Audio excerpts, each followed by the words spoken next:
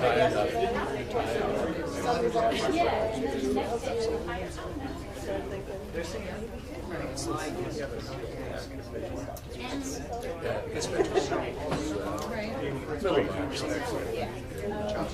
they did back off.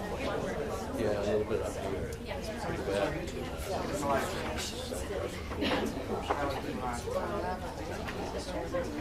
Parts of Massachusetts. Yeah, that's right. we get it out. We do.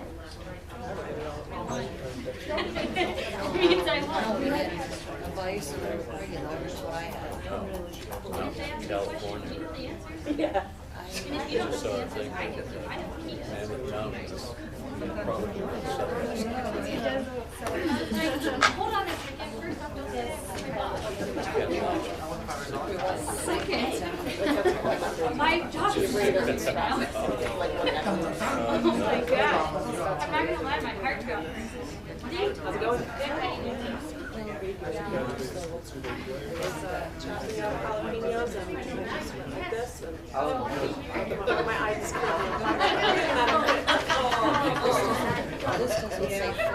So it looks like a crime.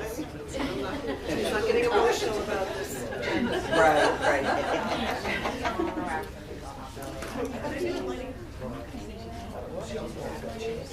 I'm hoping we can. Good. Made by a professional.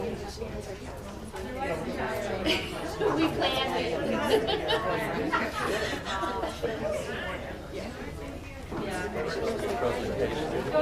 Yeah, I've done next. I am not.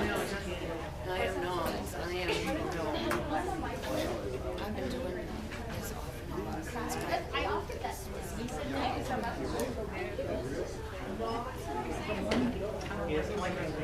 But you know what he did? I was like, I looked down at him and it's 10:24.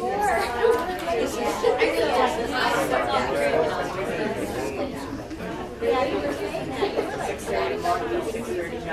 30-year-old.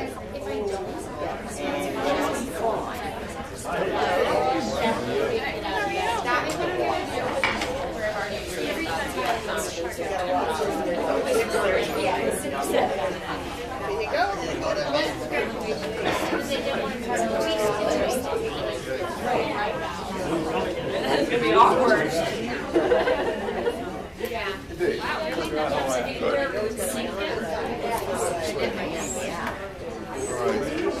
Thanks. This is it, right? Me and you? Is that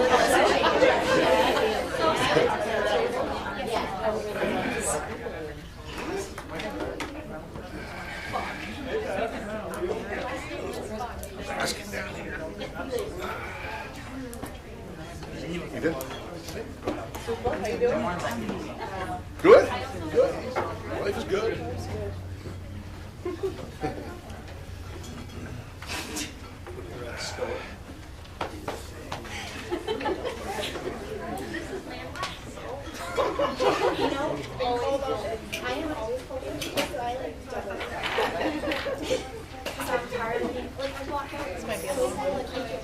Is it?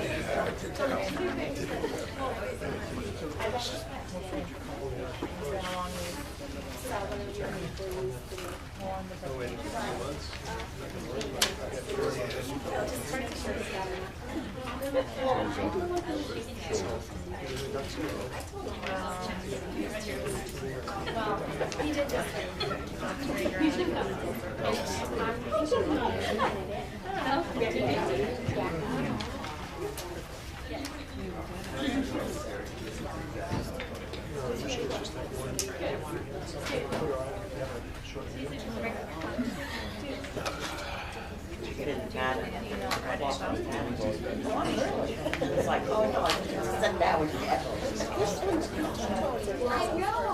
Oh yeah, yeah. Not surprised.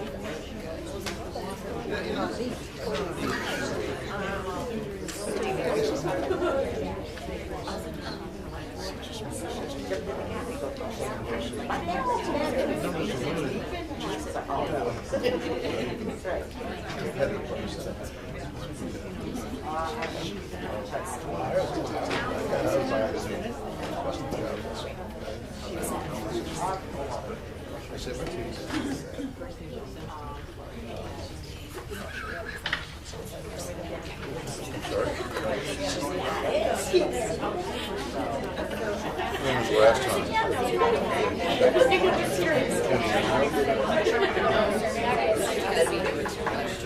Well, he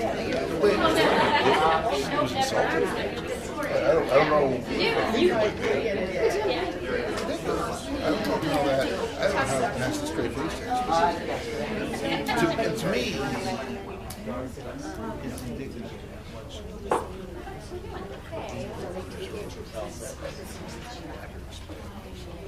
Good evening, everyone. If you would please join us in the Pledge of Allegiance. To the flag of the United States of America, and to the republic which stands one nation under God, indivisible, with liberty and justice for all.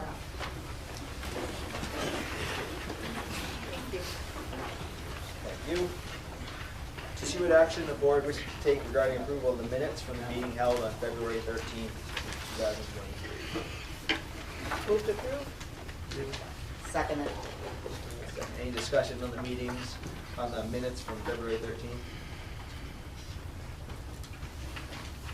All in favor? Thank you. Citizens' comments. Anybody here tonight who would like to speak who is not a board member?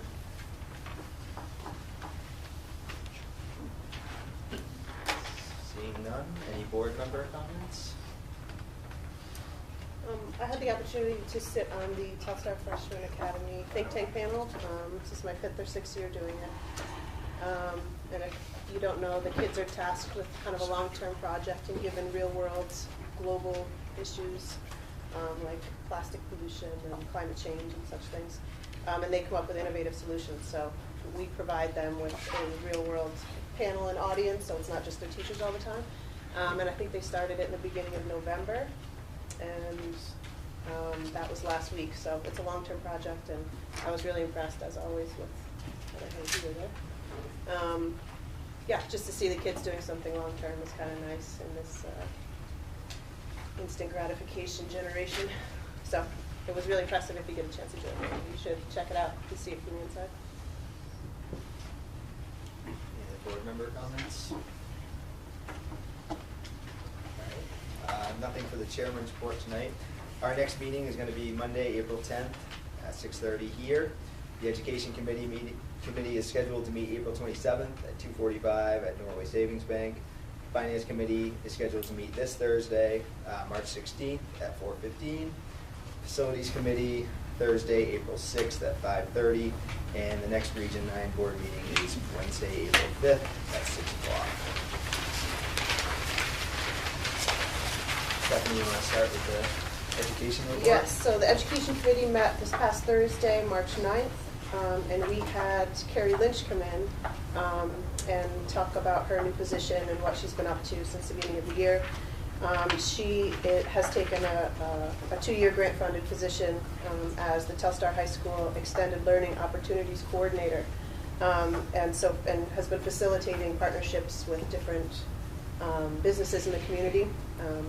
I think she's up to 15 plus at this point, which provide internships for credit for students, paid work experience, early college pathways for all Telstar students, and several are already taking advantage of it. It's really sounds like a cool thing.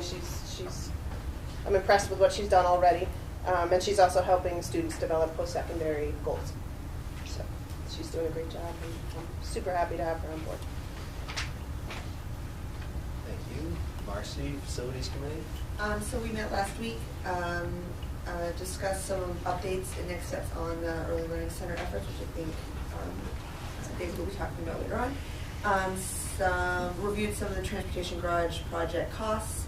One of the projects that we have been working on is a Wall of Fame. We did some discussion, had some discussion about that and some next steps. updates on the Honeywell project progress, and of course, just lots of policy stuff. Nothing that we're bringing forward yet. I'm still working on a couple things, but we will be bringing some things the next few meetings.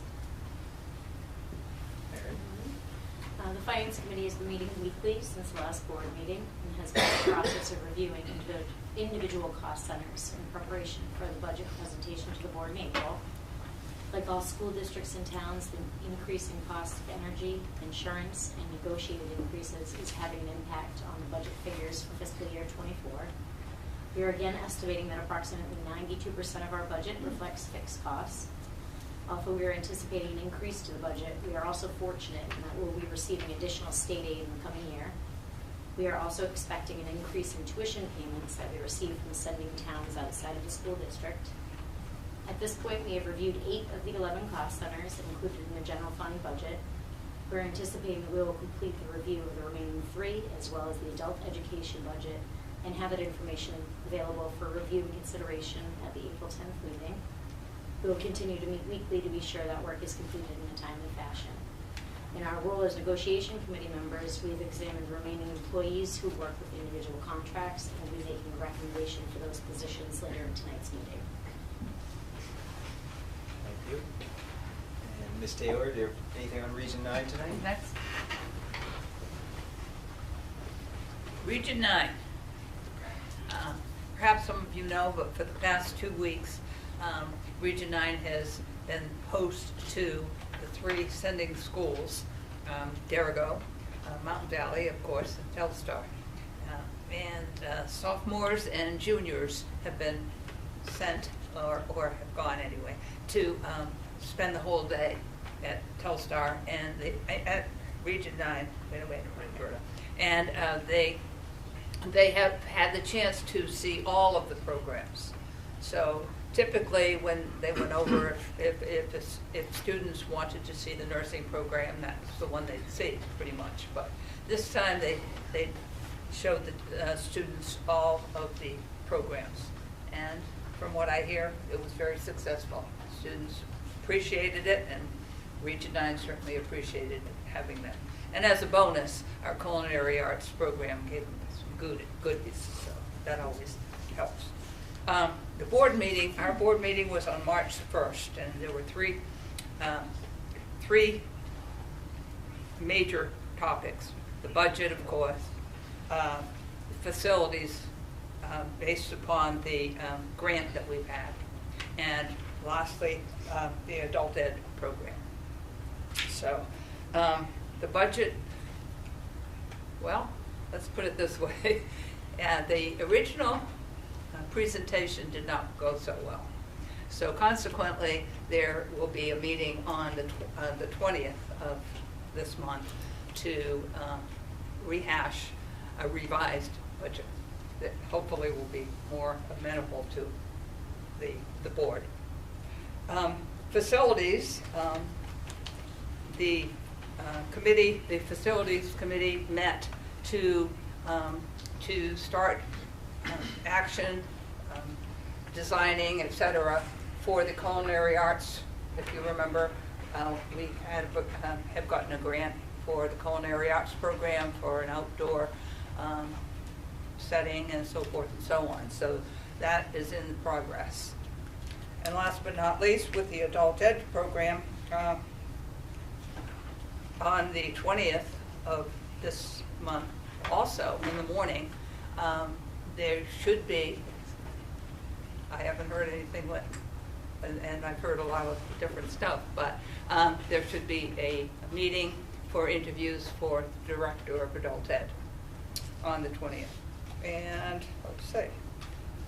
So recruitment, just a point with recruitment, we never really know until probably September how many students we're going to have, because students will sign up and then they don't want to come, or more students sign up later and so forth. So it's very difficult to get a pretty tight total of the numbers because of that situation. But we do have welding program is doing phenomenally. The culinary arts program is is very highly studented, and also the building project is doing well. So we have, in all, with some half-time teachers, we have 11 staff members. Some of them work one day with one project and another day with another, A and B day with another project. But all in all, there's approximately, given the day, 11 teachers or staff members. So welcome to budget time, and we'll let you know next time. Thank you. That's not Dave, the superintendent. Thank you. Hope everybody's doing well, and you've all got your snow shovels all waxed up. Do people still do that? Waxing snow shovels? Shelley, when we talked the last time, I think we talked about the fact that you just bought a snowblower and you didn't get a chance to use it, and we've had like 12 storms since then. So there you go.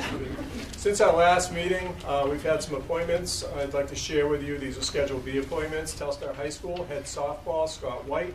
Head baseball, Scott Underhill. Assistant baseball, Ryan Kimball. Head boys track, David LeClaire.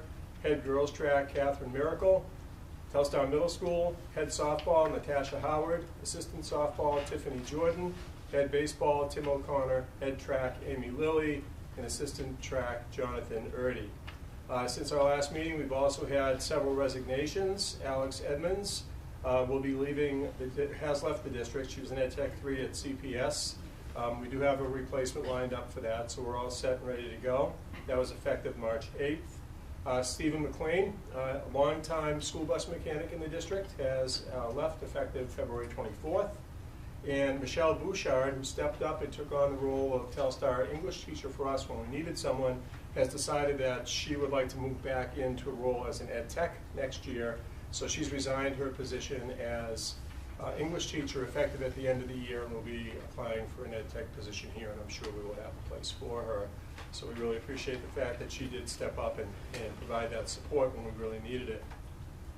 A few quick updates, and we have a couple of programs tonight that I'm sure are going to be much more interesting than I am in the next few minutes. But did want to just, first of all, echo what Stephanie Herbeck said about the Extended Learning Opportunity Program that we have with Carrie Lynch. We hope to get Carrie in here to do a presentation to the full board at some point, either hopefully by the end of this year, and if not, I think it should be something that you look forward to in the fall. But I do want to say that the whole program that she's currently overseeing and doing a great job with really emanated from decisions that were made around the table here years ago. Some of you were on the board when we did things like hired an alternative learning coordinator and did a school to work program, and some of the other things that really proved to be the seeds of, I think, what has now become the Extended Learning Opportunity Program. And it was a fantastic presentation. I think we all could have sat there for a lot longer, but the bank closes at 4 o'clock, and they make sure they lock the doors and want us out by then. But I did want to echo that because I thought it was great. Also, Norm Greenberg, who you'll hear from tonight as part of the TFA presentation, has sent some of the videos of some of the think tank presentations. And we're going to be trying to figure out a way to get those out to you. They're pretty big files, but there's like 3 or 4 of them, and you can decide if you want to watch 1 or 2 or 3 or all of them. And I've had a chance to sit in on them in the past as well, and just they're great. If you haven't had a chance to sit in on one, I would definitely recommend that you watch at least one of these, because it'll tell you a lot about the program, and I'm sure you'll hear more about that tonight as well when we hear the presentation by the TFA folks. I wanted you to know that we're reposting the bid for the portable. You might remember we put that up a bid last fall. We had a $15,000 minimum bid. We did not get any bids on it, but we have had a couple of inquiries about it since then. So we're hopeful that it's going to get in the paper maybe as early as next week.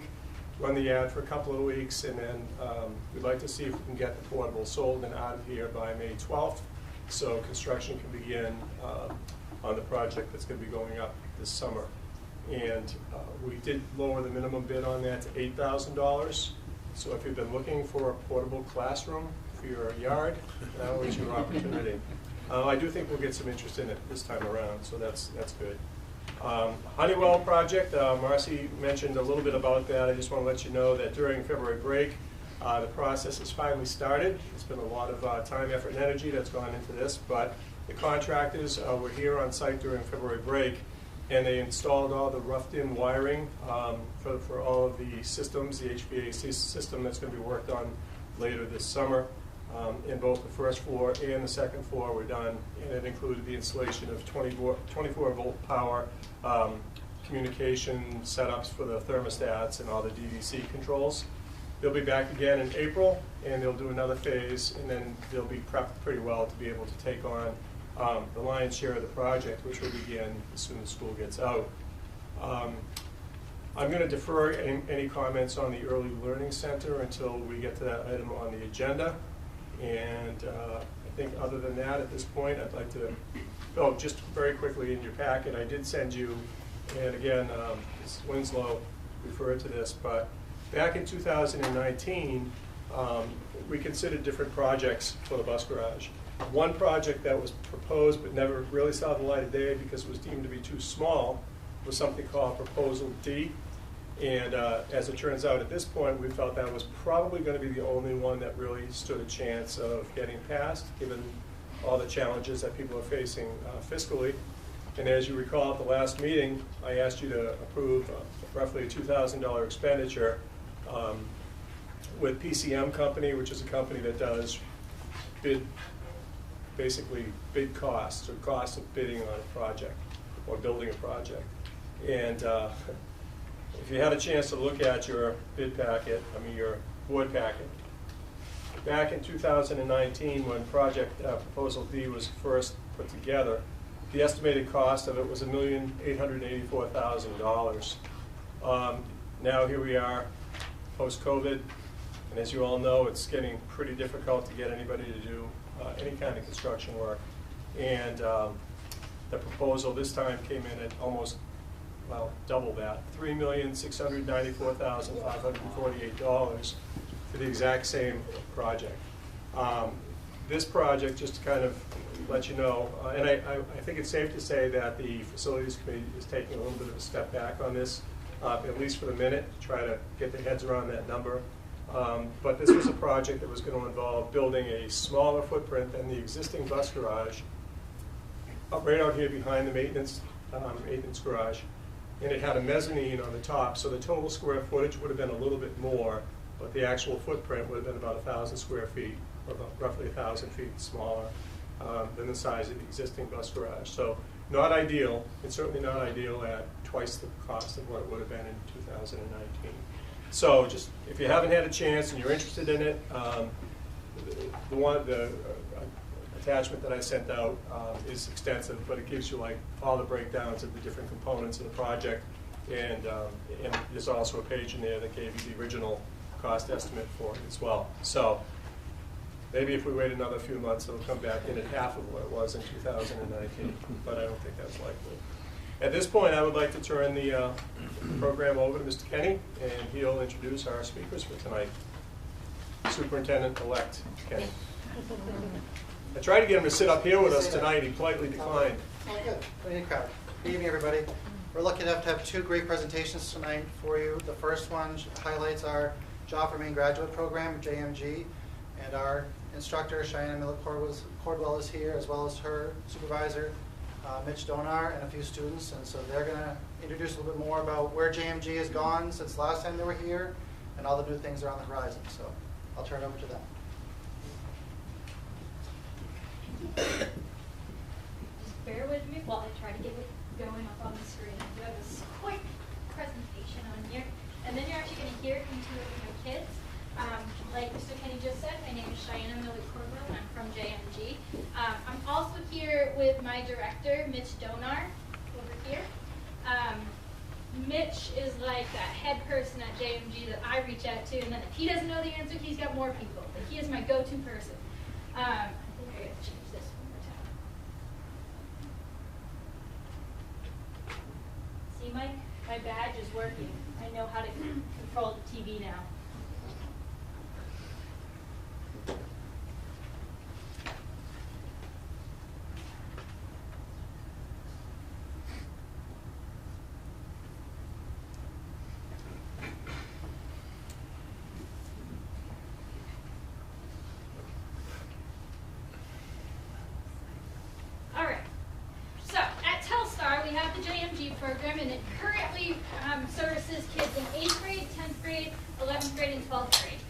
not have 9th grade right now because of how schedules work with the Freshman Academy. So I do get to introduce it to the 8th graders, which is great. Then they can choose to take it when they're sophomores. This program was put in place in 2019 in the fall. Of course, it had to be my first year, and I only had 12 kids, and then COVID hit. And it was great. Everything was wonderful. So since then, the good news is I have between 30 and 33 students in the program right now, as well as follow-up students. When a student graduates from Telstar, I actually stick with them until the August after, like 1 year after. And I make sure that they still have a job, that they're going towards something meaningful in their life, that they're in education, that they're receiving services that many kids don't get when they graduate from high school. This year has been awesome because it's been normal. I say that because I was able to bring our kids to different places. We've been able to do community service. If you saw the decorations in Bethel, we helped set that stuff up. We took a school day and we just went over there, put up the Christmas trees, the lights. We also had a festival at Crescent Park where we worked with kids in pre-K through 5th grade all day, and they got to do crafts. They got to decorate cookies. We did a directed draw. It was just a fun day for our high schoolers to go and experience what it's like in CPS after they're there. Now, that wasn't a volunteer opportunity. That was a voluntold. We all went, all of us together. So that was really cool to get just under 30 kids to actually take part in something like that. And let me tell you, it always is that first year that teaches you the most. Because next year, I have no doubt that they are going to have it planned out to the T. And you can ask them why, if you'd like to. This year, we've kind of moved forward with a program that we worked with the state on. The Main Career Exploration Badge. We came into this year running with this. Now, I'll tell you in August, when we were told about this, everybody was kind of like, oh man, how are we going to put this into our schools? Well, I knew we had 7 peaks already, which already told the kids they had to do a career exploration. So I was able to easily implement this into our curriculum. That means I offered every single student the opportunity to do a job shadow. And I'll get more into details as we go through. The target was 4,000 students in the state of Maine between 2 years, so this year and next year. And it was open to juniors and seniors. A lot has changed, and if you have questions about what has changed, I will direct you to Mitch because it is complicated and there's just a lot going on. These students had an opportunity to experience the jobs that they were hoping to do when they were older. So this meant they actually got to go with a plumber if they're interested in plumbing. It wasn't like they were going to go be a cashier, which they could work as right now. It was something further, something deeper in their career interest. So, 40 hours in the field. That means the kids actually got to go out, whether it was a school day, vacation, a weekend, overnight. We actually had some students who were at an emergency vet overnight. And then they went to school, which is crazy to me. But she got to experience so much, and I'd love for her to come and actually present to you guys because her presentation and her artifacts, she actually had stuff from the vet. It was amazing. So I encourage that future, have Mackenzie come. And then when the students finished their 40 hours and the modules that we did in class, they were paid $500. So not only were they experiencing something that is in their school classroom, but they were also being paid to do that. I know I have some kids who are really like on edge right now to get their check because they know they come this week. So we actually have a couple people in this room who received that check or are waiting on edge. So it didn't stop at 40 hours. One of the students that is going to speak tonight actually put 74 hours on her timesheet that she passed into JMG. She had a fantastic experience. It was actually in a field that she was already doing some stuff with, but she got to experience a little bit deeper. The modules, now we got a mixed message from students about the modules. It was all online work, and honestly, the modules were created for a student who was working on their own and just able to do it on their own time. We were able to implement it into the school day so that they didn't have to only do it at home. This included doing career interest surveys. They did some values assignments, so what really mattered to them. They also did future training where they had to, what is the word I'm looking for? Research 2 different ways to get where they want to go. It was interesting because we actually got quite a few students who aren't usually very apt to do their work in that sort of setting, to do their work because it helped them. And they knew that it was going to be something that they needed later on. So we are very similar to Carrie Lynch. I work with Carrie almost every single day that I'm here. Many of her students who are doing the ELOs at the workplace, they're counting towards their badge. So they're getting hours even during the school day, but they're not missing school. That's huge.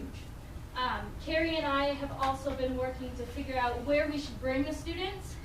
Recently, I've tried to get in contact with Pike Industries because they're really interested in getting our students to their workplaces to watch one of the rock blasts. So usually kids can't go to that. That's super cool to be able to go check it out. We've also, I know it's not in Maine, but we've also been working with Zach Gorton up at Berlin Prison to try to get kids to be able to go check that out. I don't know about you, but when I was in high school, criminal justice was where it was at. And if I could have gone to a jail or a prison and checked that out, that's pretty awesome. So I'm really excited for the students to be able to have her services as well as my services. I know, I'm almost done. Criminals, they're my thing. I don't mean that. So JMG is definitely a different classroom. It's not your traditional classroom. I take kids who maybe do really poorly in academics and I make them thrive. I offer services that many of the kids wouldn't get otherwise, or maybe they're looking for work experience only. That's fine, let's do that. Let's get you where you want to go. It doesn't matter whether you're going to post-secondary education or going right into the work field. We got to figure out how to get you there, okay? So the only way we can have our students be successful is to give them the opportunity to see what's out there. If we don't give them that opportunity, how can they thrive? How can they be successful? So through the Maine Career Exploration Badge, we're allowing our students to have that taste of real life.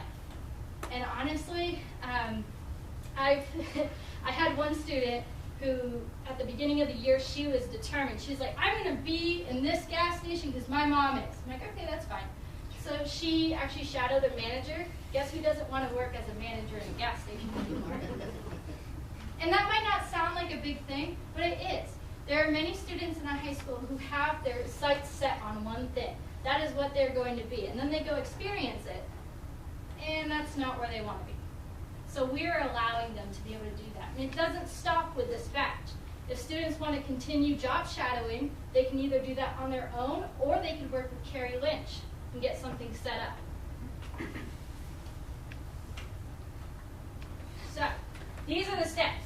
You enroll in a badge pathway, so that means you get a little digital badge for your resume, and you can tell people that you did it, and it's pretty cool to be able to say, yeah, I actually went out into the field.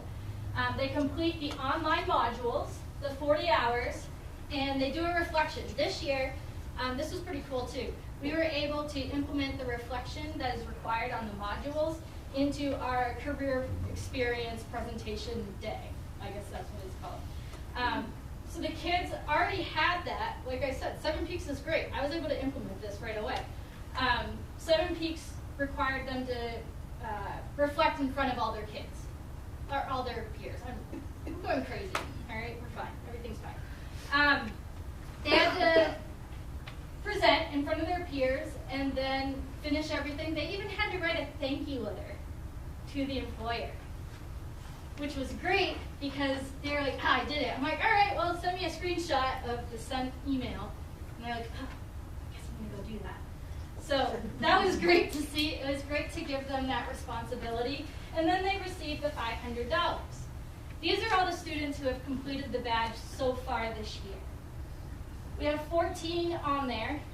We have another one who should be finished on Wednesday, another one who could finish any second now. So we're up to like 16 kids who've completed this badge. And not to brag, but in the River Valley, which if you don't get our newsletter, let me know, and I'll send you the newsletter so you know what we do every year. Oh no, don't do that. All right, sorry. Oh my gosh. Okay, well that's the last slide, so I'm just going to talk.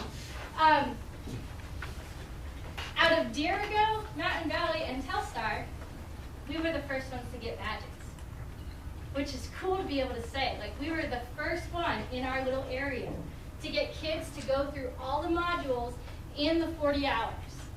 And the majority of those kids did it before December 31. So between September 1 and December 31, we maybe had 10 kids finish. That's amazing. So if you're interested in knowing what we're up to, or if you want to be a contact to get kids into your workplace, please just let me know, and I will get kids involved with you. But I would like to invite up Dakota Hart and Violet Howe to talk about their experience before we're all done with this. I know you're probably tired of hearing me, because I'm a train wreck. But you guys can come right up.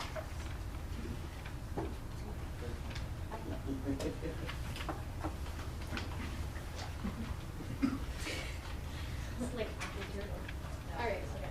Hi, I'm Violet Howe. So I know it's not ideal to read off a piece of paper, but it makes me less nervous, so that's what I'm going to do. Hi, my name is Violet Howe. I'm a senior at Telstar and a member of JMG. I would just want to take a moment to talk a little bit about my experience with being Career Exploration Badge. During this time, I did a career experience with Bethel Rescue. And if you don't know me, I am an employee of Bethel Rescue. I also do the school work program with Ms. Lynch and Mr. Newell. So I decided to do my job shadow through that. However, I have gone through my EMT class. I'm still waiting to get that license. But I decided to job shadow the paramedics at my service because that's like my next step. And so I learned a lot of differences. For you that don't know, there's 4 levels at an ambulance service. There's a driver, then EMT is the lowest license level you can have. Then we have an advanced or intermediate paramedic, and then we have paramedics. And so there's a lot of difference between what I can do versus what, say, they can do. I can put Band-Aids on your boo-boos and give you ice packs. Yeah. They can do all the cool, fun, invasive things like IVs, chest decompressions, EKGs. Like they do the fun stuff. I worked hand in hand with them. I also learned how to assist them. So a lot of my job is preparing the IVs for them, preparing 12 leads, preparing what their next step should be. So we kind of get in this like rhythm of reading each other's minds. I think it's kind of cool. And I just learned how I could be my best self to help them. And this experience was not only wonderful for me, but for a lot of my other peers. It's something that I had been doing this already, but pushing other people to get out of their comfort zone, pushing people to say, yeah, I kind of like that job, but I don't really know how to get my feet in the water with that. This is a great way to do that. Thank you for taking the time, and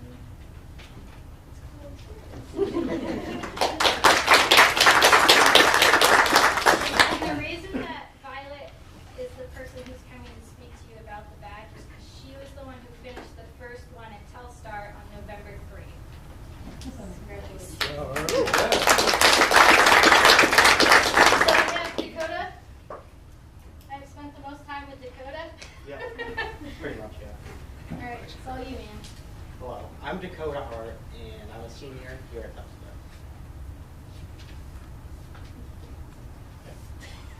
JMG has positively impacted my life in a lot of ways. But the biggest one is definitely helping me get my school life together. During my freshman year of school, or high school, that was when COVID hit. And that was not a good experience for me.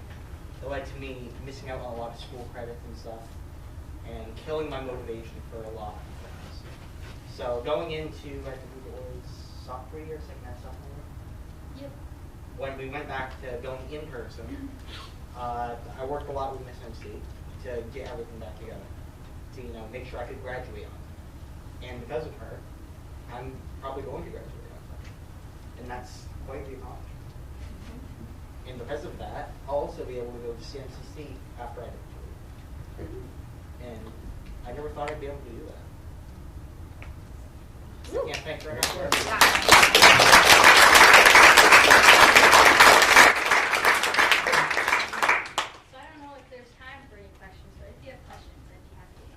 Dakota, what are you planning on taking at CMCC? I'm not quite sure. They don't have any creative writing classes. So that's what I originally wanted to do. But I'll be able to figure it out. Yeah, good deal. All right. Introduce your next people. Thank you, guys. Thank you. All right. Before Mr. Kenny introduces the next group, I just want to say that the gentleman to my right here, Mr. Whitney and Dennis Doyen, were both instrumental in helping this community understand the benefit of getting involved with Jobs for Maine grads, and worked with Senator Keim and got a lot of legwork done that enabled us to be considered when that whole process started. So you can see how it plays into a lot of the other things that are happening in the school too. So, thanks, Nate. Next, we have a presentation from our Telstar Freshman Academy team. Steffi's been giving a few updates along the way of different presentations throughout the year. They've presented to the Education Committee, but they are here to share a little bit about, well, a lot of it about the, we'll call it TFA re-envisioned year. They have spent the summer and the school year going through and essentially revamping and updating all of the units, the way they function, the way the program runs, and the experiences that our kids have to be the best version that TFA's ever been. And it comes on the shoulders of their efforts and their work and their teamwork with this. So I will turn it over to them and let them show you all what we've been up to.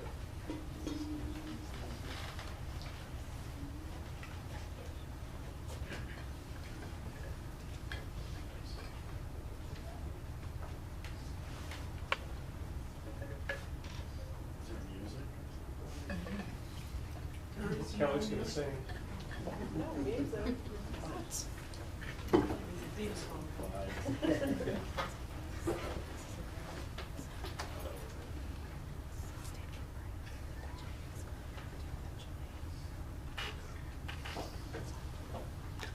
you do a quick intro? Well, unless that's part of it. All right, then I won't. I don't want to blow it then. We'll just wait for Mr. Bennett. I'm working on it.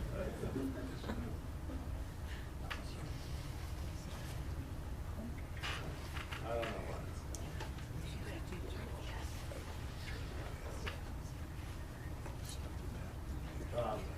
The Cheyenne Road.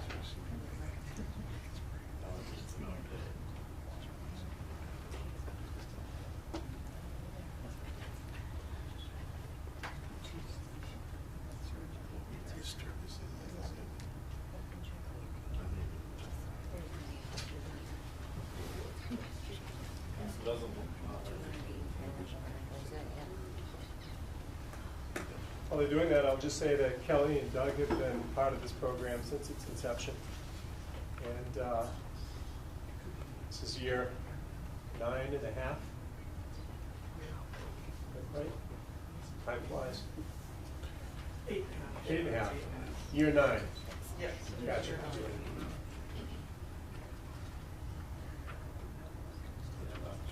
First year we started this, we started it in after the holidays. In the first, I think, week of school, we had 2 blizzards. So that was a nice intro.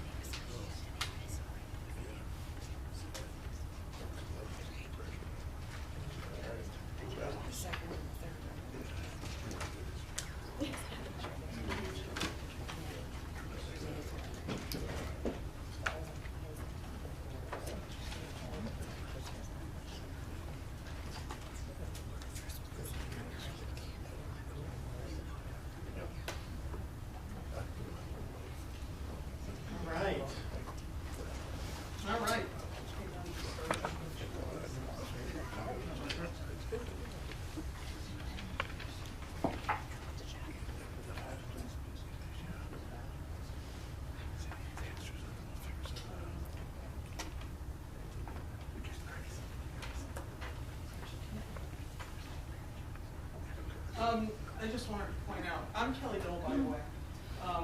So when Dr. Murphy said Kelly Doug, I'm Kelly.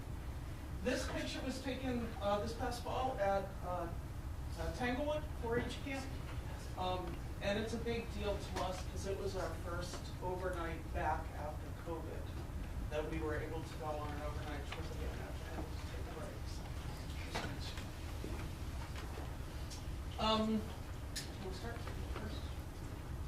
Oh, my name's Norm Greenberg. I'm one of the 4-H educators that works with the Freshman Academy. I teach outdoor leadership, 7 Peaks, Pay It Forward program, and I also coordinate experiential trips and community collaboration. Good evening, my name is Matt Christie. I'm also one of the 4-H professionals that works with the TFA. I help co-teach the outdoor leadership program with Norm. I also help with any of the logistics and planning with the educational trips. I also work closely with Kelly trying to figure out how we can integrate science and outdoor leadership to the best of our abilities. I'm Doug Bennett. I teach the ELA Humanities element down at TFA. I've been around here for a long time, 4 years, and been in this building even longer as an alum. So, like them, we all work on 7 Ps and collaborate and facilitate and co-teach down at TFA. And in addition to all the collaboration that we do, these guys already mentioned, I teach science. I've been teaching freshmen at Telstar science for 25 years. Doug? I'm Beth Clark. I'm the education director at the Garden Pond 4-H Camp and Learning Center, and I have the pleasure of co-leading this program with Mr. Campbell.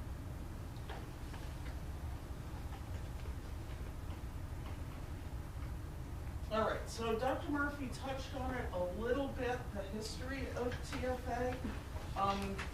It did start in the spring of 2014. Dr. Murphy and Roger Scott, who's the director at the 4-H Learning Center all around the state, had this idea, this brainchild of let's have something special for freshmen, or we'll call it the Freshman Academy. And we'll go off campus and we'll focus on building good people and focus on projects and project-based learning. And so that first year, we started in January of 2015, and it was hard. It was really hard. It snowed a lot. We were split staff. 2 of us would go down every other day, and the other 2 would come back here, and it just was pretty disjointed. But the next year, we knew that we needed a dedicated staff. We went for the whole year. Doug and I decided to stay on. We started doing PE in collaboration with the PE classes here. We started our food systems dinner, which was a big community dinner that the kids put on, and we can't do that anymore because of COVID. But we also started our trips, our week-long trips to Washington, D.C. So that sort of started some of the traditions for TFA. In 2019, we had been using Habits of Mind and some other programs to sort of develop those social emotional skills for kids. And in 2019, we developed our own Telstar Freshman Academy, what we call trail markers, and we simplified all the skills that we were teaching down to 3. And those 3 are grow, lead, and solve. And those really are what we want our kids to do when they are with us as freshmen. 2020, as you all know, COVID hit.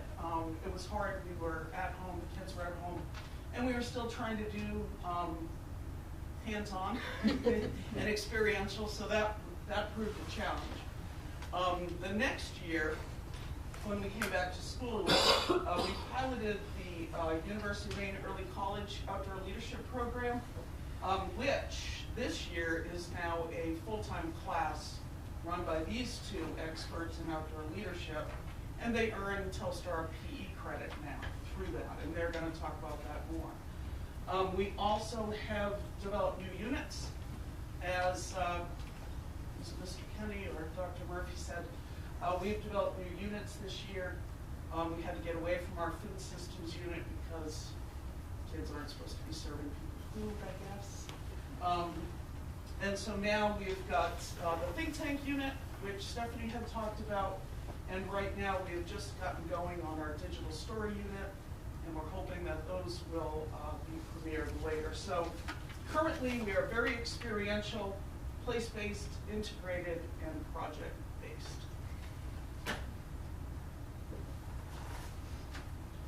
All right. Project-based learning was one of our goals when we first set out, what is it, almost 10 years ago now. And it's an interesting way of tackling education units because you plan backwards. You kind of throw everything on the table. What's the movie that just won the Oscar? Everything, all everywhere, all at once. And you get an idea for a couple of different projects, and then you start to build in the standards and ways to connect the different subject areas together, and all these different skills and things that are going to come out of it. And it's pretty incredible when you get done, all of the ways in which these kids are going to learn. And you focus on connected and engaging elements in these projects and get them using their hands and building and thinking and digging into those engineering elements.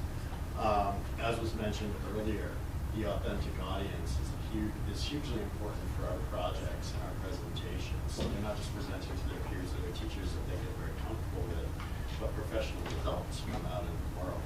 And they take that very seriously, and seriously the amount of work these students put in the last 48 hours before they're going to run out. Incredible. Not that they procrastinate, but pressure's on, and it's real.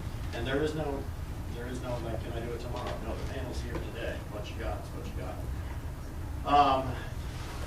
We definitely work hard on these projects to look at the real world implications. So, like with Think Tank, looking at real world problems, and they hash out the problems, look at the different countries, and figure out how to solve these problems in a way that will be impactful and meaningful, for sure.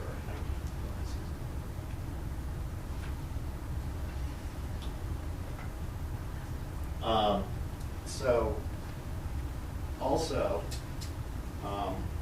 the higher order thinking skills that come in these different projects are incredible because you're talking about blooms and a lot of analysis and synthesis and creation because they're building models, they're creating their thesis, they're creating their research questions, and they're digging in deeply into those things. And everything we do has a reflective practice element so they can reflect back on their learning and so that they really take out of it everything that they need to. And usually, actually, one of the biggest reflective practices is doing that then putting it in their digital story because that shows them as a learner and these different elements they took through that.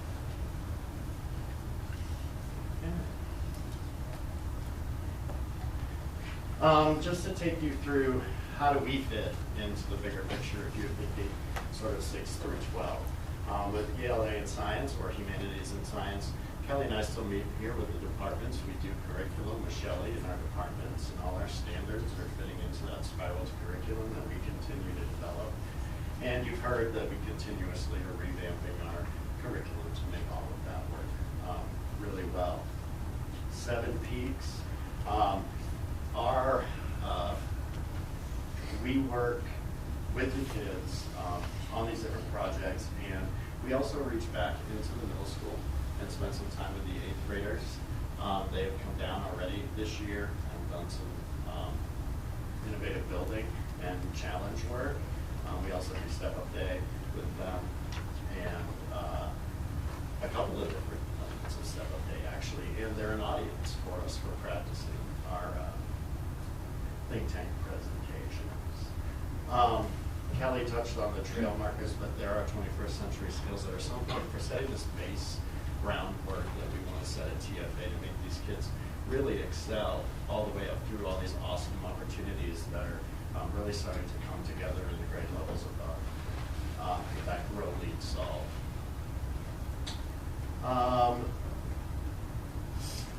In skill focused and problem solving, all of the different projects that we do in our curriculum is really focused on that. And we let the projects and the units develop the content area and the information that the kids are going to learn organically, particularly if they're going in different directions, whatever country they're particularly studying for think tank plus solution and that sort of thing. Outdoor leadership has been a great addition in sort of taking PE to the next level and easily making connections with science and simple machines when they're doing different things. We recently did, of course I think I speak to this better, but we did the snow studies in science class, looking at mass and different elements of the snow, and then going out and talking about avalanches because they're climbing in our lab, and also examining the snow to look for conditions that lend themselves to dangerous situations to climb. So a lot of connections. And the social emotional element of our curriculum is not only sort of implicit in all of the ways the kids are working together in the way we become a family, but I also in my curriculum directly teach a lot of elements of that, building confidence and looking at themselves, looking at different elements of psychology, philosophies, and ways of learning about their own brains and why they are anxious in certain situations, and how that's normal and it's not weird, and we all go through all of these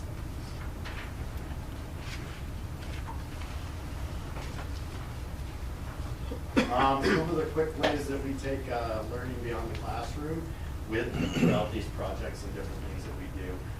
There's a lot of field work.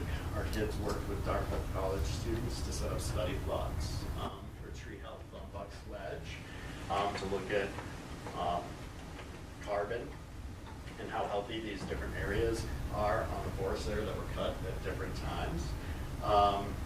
Also, in the past we've gone to the Mineral and Gem Museum for looking at meteorites and learning about basically the creation of everything with that.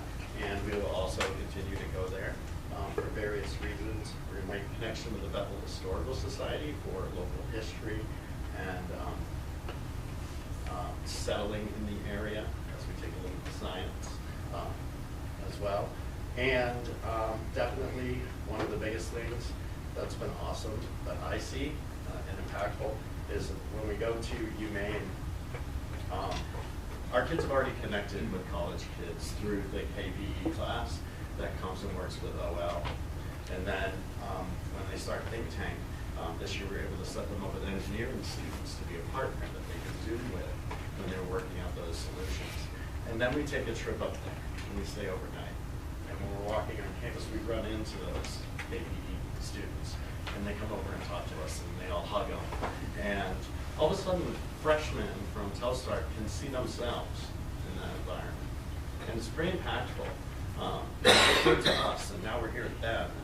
It's just people, and people learn, and maybe I could be at this level. And then when we were eating, the engineering students came and met with them and ate and talked about their projects, et cetera. And even a couple of them, when they can fit it into their schedule, because of the storm and everything with our presentations, zoomed in to watch the Think Tank presentations, which is really cool. So a really strong bond with college level students, and it's amazing how impactful it is. A few other experiential opportunities that we have. The outdoor leadership program that Norm and I help run is fully experiential. Through that, obviously, it counts as your PE credit for their freshman year. In that, we're teaching a variety of lifelong outdoor skills that we want these students to be able to pursue, indefinitely. So we do an extensive canoe unit. During that canoe unit, we'll tie in our curriculum, our time out on the water. We'll take water samples for Kelly, where they'll study the EC, the electronic conductivity, right? They'll do pH, they'll do all kinds of different water sampling. So we'll do that at different locations. We do a map and compass and hiking unit. During that, when we're out in the field, we'll study trees like we did with the Dartmouth group. We'll take soil samples at different locations. So we're trying to tie in what we're doing in outdoor leadership and on those trips directly with what Kelly's doing. Right now, we're working on our climbing unit. So we'll do rock climbing at Climbing Wall at Bryant Pond throughout the wintertime. And then the spring will really be focused on preparing for our 3 3-day canoe trip, which will be our final trip of the year. That'll be our overnight that we culminate the TFA experience with. So the spring will really be teaching the students the camping skills, the outdoor skills that they'll need to be able to run that trip. Because really it's our goal to really let them have it, right? They do these projects all year long. They show that they can do these things. So give them those skills throughout the year. And then on that canoe trip, we'll be able to let them go. This is y'all's camping trip. Y'all do it. We're here for your support. Other things that we do that are experiential, the students have been doing their Pay It Forward projects all year long. That's a different this year than in previous years. In previous years, the Pay It Forward project has primarily been kind of a latter part of the year project. This year we began our Pay It Forward project by allowing community partners to come. They presented problems that they see in the Bethel community and what they're trying to do with it. Examples are the library, the Bethel Area Arts and Music, the Bucks Ledge Conservation Commission, and a number more, the 4-H camp itself. But they present, and then the students write proposals and are granted a place on that project based on the proposals that they present. And now they're working with their community partner to develop their solution.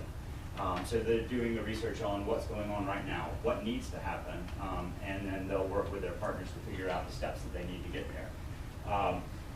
We have a number of speakers that also come out. Those are always tied directly with our curriculum that we're teaching at that time. A few examples of the leadership when we were canoeing.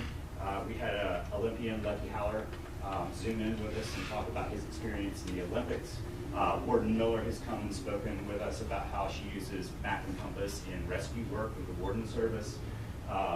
We'll have Enoch Glidden, who is a paraplegic and adaptive kind of advocate for Maine. He's coming out in April to speak about climbing. He's actually climbed El Cap.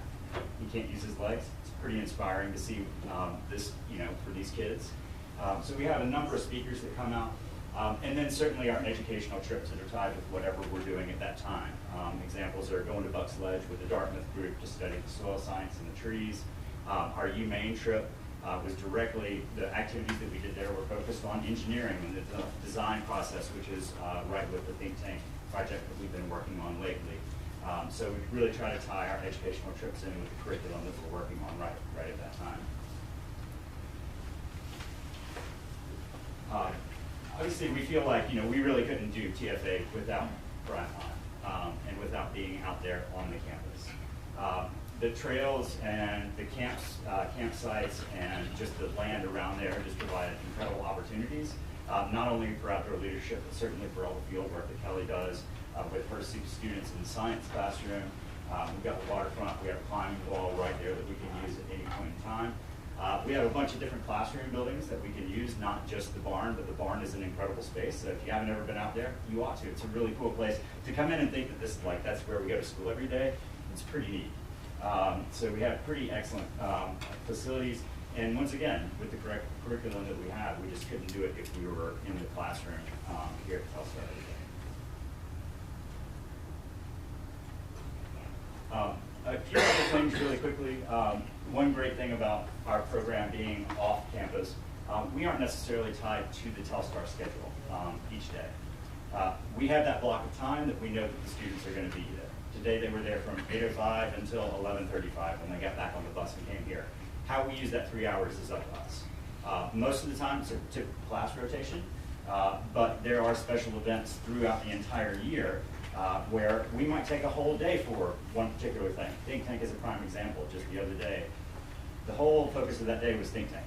There were no other classes. That's what we were doing that day. So we just had the flexibility to make the schedule suit the needs that we have for that day. Obviously, we talked about the field work. We just have so many opportunities for great field work right there on campus. And then many of the Pay It Forward projects happen right there. There's examples of the bog bridges that are being built right there. Canoes are being reconstructed this year. We're putting interpretive signage up. There's been solar panels. There's all kinds of projects that have been done on camp at 4-H camp by our Telstar Freshman Academy through their Pay It Forward projects.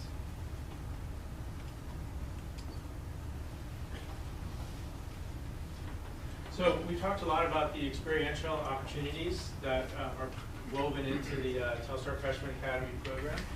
But there are a lot of benefits for the type of program that we have there. They help the students develop interpersonal skills, things like assertiveness or empathy or the ability to negotiate. So as you know, we're a project-based program. So these large group projects that the students are involved with, they engender all these sorts of these qualities. So the students, the ones who are more timid, they are put in a position where they have to speak up and defend their opinion. Or they understand how things can be more difficult for someone else. So it helps them to develop empathy. Or, two people have really strong ideas and they have to compromise and learn how to negotiate with each other. Perseverance and grit. Lots of studies show how important that is as a quality in young people. So the program helps students to develop those qualities as well. So that could be working on a long, three-month-long project where they can't give up. They have to keep pushing and keep digging deeper and deeper and finding an answer to a really intractable problem. Or it could be climbing a climbing wall, right? When they just can't seem to get up the wall. And then day after day they work on it and solving the problem with their body and their brain, and then by the end of the unit they arrive at the top of the wall. Problem solving. It's another example of some of the qualities that they're working on there. The think tank unit is probably one of the prime examples of that, right? They're talking about the 10 most difficult problems that the world faces today and trying to come up with an innovative solution, right? How many ninth graders are doing that? So those sorts of problem solving things, the Rube Goldberg activity that they do prior to the think tank, right? They're trying to make they're trying to get a marble to go through a whole series of different things to, at the end, do something like raise a flag 4 feet in the air or something like that, and trying to use physics and simple machines to help them do that. Accountability.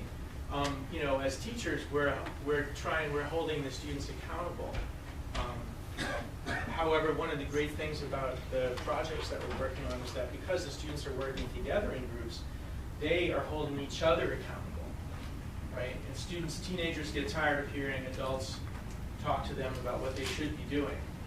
But when it's their own friend that's saying, hey, you didn't do this work, now you're putting the extra work on me, right? You let the whole group down, that means something different to them. So them learning to hold each other accountable and to be accountable to their peers and to their fellow group members is a really important benefit of the program. Effective communication. Students are communicating a lot, and that's one of the hardest things for some students. They're talking to strangers, they're calling people up on the phone, they're meeting with community members, they're talking to students who they've been in school with them for 9 years and they've never talked to some of these students in their class. And all of a sudden they're forced to communicate with them effectively, right? And they're realizing, oh, well, if I speak rudely to someone, it's not going to work, right? Maybe I need to change how I'm approaching this, this communication. Maybe I need to be kinder in my words to people. And feedback. So the students give each other feedback, and we give them feedback, and they reflect and they give themselves feedback. And so they do a lot of goal setting as well based on the feedback they're getting from everyone. So that's another benefit. Resourcefulness, right? So it could be in outdoor leadership, it could be in science, it could be in humanities, but the students are learning, through these projects that, they have to try to adapt and be resourceful and figure out how to solve problems and achieve things with limited options. And lastly, I just mentioned it, for adaptability, right? So sometimes, students would like to change everything so that it fits them, but that's not always an option. So they have to learn how to be adaptable, and if one solution to a problem doesn't work, come up with another solution to it. And these things are important for any student, for any person, but they're particularly important for students coming out of the COVID pandemic, where those sorts of interpersonal skills and those sorts of abilities to work with each other and those sorts of communication skills were all suffered severely when they were, doing remote learning or just, in general. So these skills or these benefits of the program are particularly important. Some of the other events that we wanted to highlight here, we talked a little bit about the Rube Goldberg project. Well, this year we did something called a Rube Relay, which is basically it's a relay race where the students have to accomplish something. So they have very limited resources, and it's a group project, and it takes place over a few hours one morning, and they have limited resources, and they have to take the limited resources that they have and to design a solution to a several-step problem. Basically, the end of it, the students were standing 10 feet away from a picnic table, and in the picnic table there was a golf ball and a cup, and they had to figure out how to get the golf ball out of the cup and back to where they were standing without getting any closer than 10 feet away from the So that was a great, fun way to solve a series of engineering problems. We have a community service day at 4-H where the students are getting a jump start on the 40 hours of community service that they are required to add up to get before they graduate. So it's a chance for them to start getting 4 hours of community service, and it's also another opportunity for them to sort of demonstrate, giving back to a program that is giving them and will be giving them a lot during the year.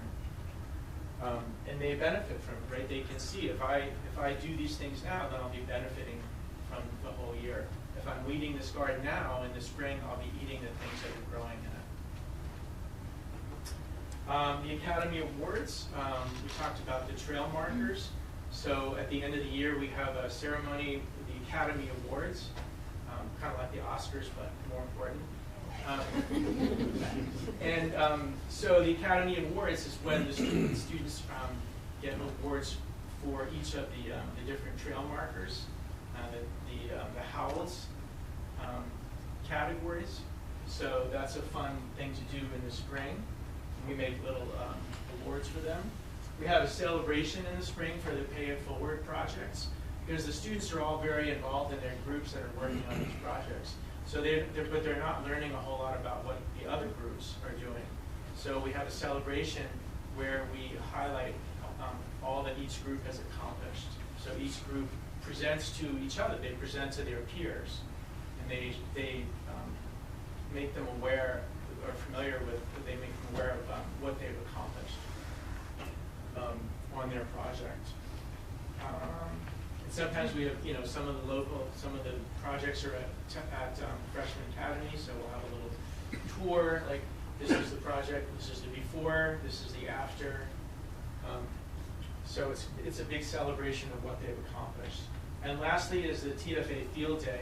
It's kind of like the end of year celebration where the students get to, try out a lot of the things that they have been looking at all year and haven't had a chance to, like the aqua zip line and the ropes course and the paddle boards, and they can go out in the lake and flip their canoes and do H rescues as many times as they want when it's warm instead of in the fall when it may not have been warm. And we also have this thing called the Outdoor Leadership Olympics, which is where they put together all of the skills that they've been learning, and they form little teams. So it's like a competitive race where they have to perform all of the skills in order to get to the finish line first.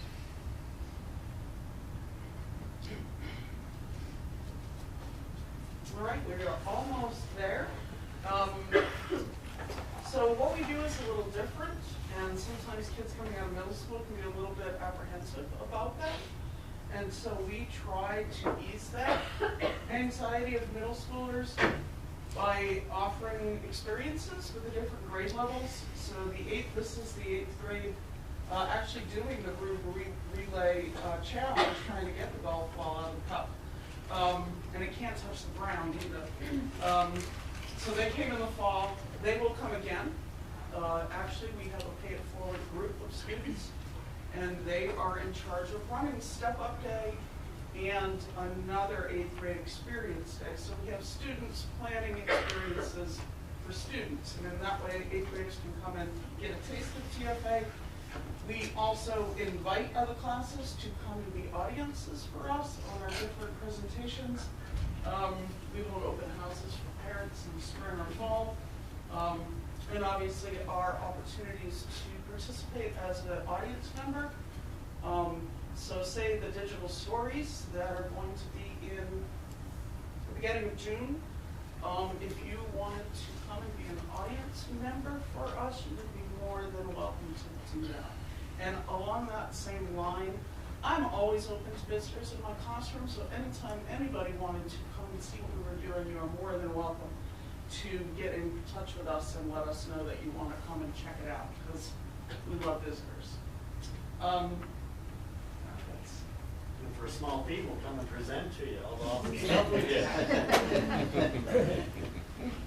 So, thank you all for listening and learning about what we do. Does anybody have any questions for us?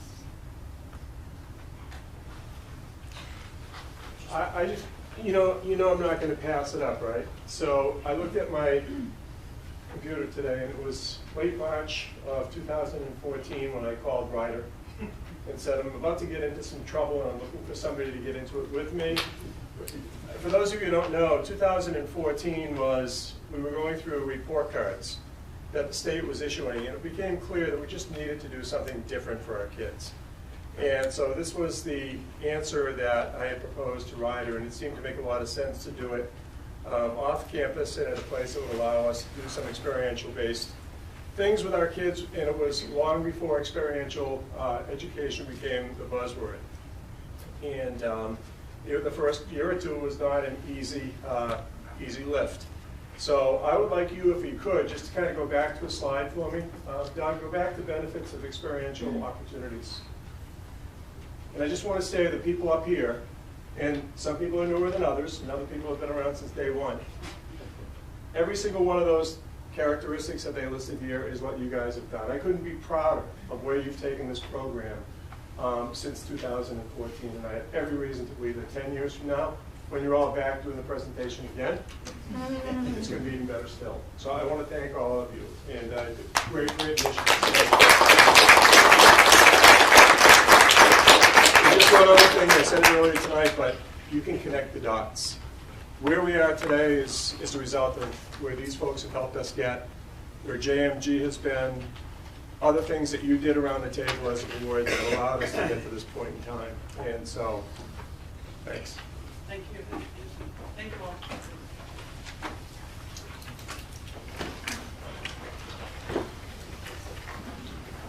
By the way, one last thing, just because I can't let it stop. The other takeaway, and Kelly mentioned it briefly, when these kids come back to Telstar, they know each other.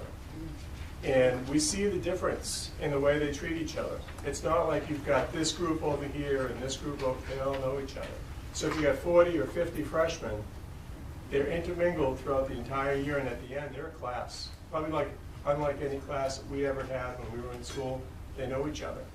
And I think, as a result, we've seen, I think, fewer issues with these kids when they come back through the doors. So just another takeaway for it.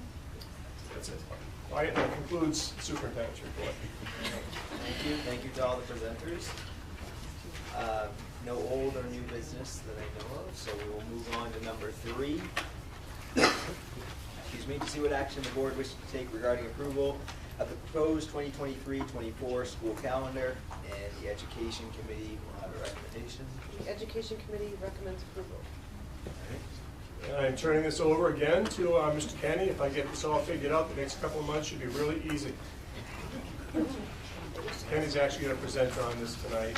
He represented SAD44 in the conversations for developing the calendar this year. You will be at the helm for next year. It's all yours. So I won't lie, this is a process I've always been curious about. So when the opportunity came up, it's like, sure. So we met with RSU 56, which is the Dixfield, Deergo District, RSU 10, Mountain Valley, myself, Andover, Region 9, and SAD17. Because all those parties have to be at the table so we can have a school calendar. Because we have to be within 5 school days the same. We can't have more than 5 days different between all those different districts because we share students with different regional centers. We all have different contracts. We all have different expectations for how many workshop days, student days, when we start school, graduation, all that fun stuff. So this is the calendar we came up with. This is our version that fits for us. We all agreed to start before Labor Day as we have for the last 10 plus years. So we have our 3, 4, 5 day rollout. We have the most workshop days. We have 8 workshop days, staff workshop days. Everyone else has 5 or 6. So trying to balance that and make sure our calendars were aligned, that's where to start first and foremost. We have 3 workshop days in August. I did sit down with the TEA co-presidents last week to go over this first to see if they were in agreement and they were in full approval of this calendar proposal to bring to the board. Trying something a little bit different with a 3rd workshop day in August before school starts to allow the teachers the time to work in their classrooms. That's going to be a floating day this year. To allow them the month of August, they can pick their day or 2 days to come in, 2 half days, and do their classroom preparations so that we have the 2 workshop days that first week fully, so we don't have to give one up for the classroom, but they still have the time to get their rooms prepped. That will actually work helpful in this building in particular for our 6th grade team. We always had to come in early to get ready for 6th grade orientation day. So this will allow them to be in line with everybody else. We have our workshop day in October, our Give to Get day in November, the Wednesday before Thanksgiving, which everyone does. December break, 1 March workshop day. We're taking a little bit of a page out of this year's book and putting 2 workshop days at the end in June after the students are done. The staff is actually really excited about the change as proposed for this year, for the students to get done and then have our 3 workshop days. We shift everything to the end to really feel like they can bring some closure to the current year, but also do a lot of prep and getting ready for next year before everyone leaves, while they still have a little bit of energy and aren't completely drained. So we're going to try that again this year. Proposing again 5 built-in snow days, and then at that point we'll look at remote days, depending on how we've had 1 so far. As we go through a couple more, if we get to that point, and tweak those plans a little bit to learn a little bit more about what is best for everybody. So if you'll see here, graduation is on the 7th of June. The last day of school is actually June 6th, if we don't have any snow days, which will never happen. So it's okay. We're prepared ahead. But this also allows us to have things wrapped up before the Juneteenth holiday and not have to run into that break in that week afterwards. So it allows for we have 175 student days by contract and then 8 teacher workshop days. Any questions?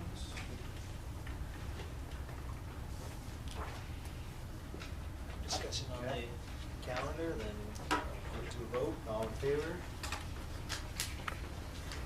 Thank you. Thanks, Mark. Thank you, Mark. And number 4, to see what action the board wishes to take regarding nomination of a licensed clinical social worker for K-12 special education services, 2-year probationary contract. And can we get a motion in a second? Can start discussion on that. Motion to approve. Thank you. Second? All right. Dave? So, as you know, Jen Aldrich, I think you remember I mentioned that she had resigned. It was effective in this month. And unlike other times when we've had openings for social workers, we were able to get a really, I think, highly qualified candidate. Jesse Anderson is joining us from the Western Maine Regional Program. That is a special ed program that operates through SAD17 and actually represents, is made up of SAD44, although we don't send any students right now. Freiburg, which is SAD42, and SAD17. I sit on their board, and so I am familiar with this candidate, and I think she's going to be an incredible addition to the program. We're very excited to have her, and it's interesting because I called her just to talk to her a little bit, and then I offered her the position, and she came into the office, and when she stopped into my office, she said, "Are you Bill Murphy's dad?" I said, "Yes." She goes, "I was just at a wedding where he officiated it for one of his neighbors in Vermont." It's a small world, so I guess maybe it is. But she got offered the job before that, so that's clear. But I think she's going to be an outstanding addition to the district, and I'm really excited to be able to bring her to you tonight. Jeannie, I don't know if there's anything you want to add. No, I echo everything you said. All right. Start date? March 27th. Doesn't get any better than that. Any discussion? All in favor? Number 5, see what action the board wishes to take regarding authorizing the superintendent to collaborate with other state and local agencies in an effort to continue providing the availability of an early learning center for the youth and families in the SAD catchment area. Get a motion in a second. Open to discussion. Motion to approve? Second? So as you know, the Bethel Early Learning Center announced that it was closing effective February 24th. I think that announcement came out about 2.5 weeks prior to that time. And I think it's clear to most of us that that being really the last daycare center in Bethel proper, that was going to have a big impact. And at the time, they had 25 or 30 children enrolled there, give or take, and that number fluctuated a little bit.